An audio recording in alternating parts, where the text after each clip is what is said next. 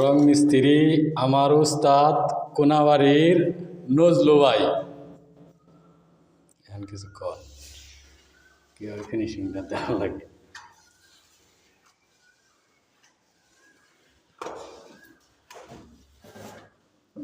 Video করতে না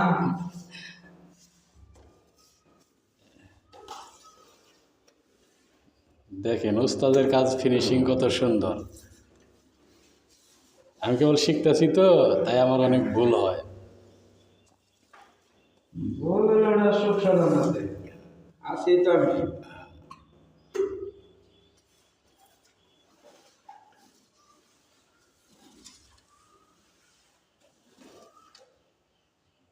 ধন্যবাদ কোনাবাড়ির নজলু ভাই, রং মিস্ত্রি।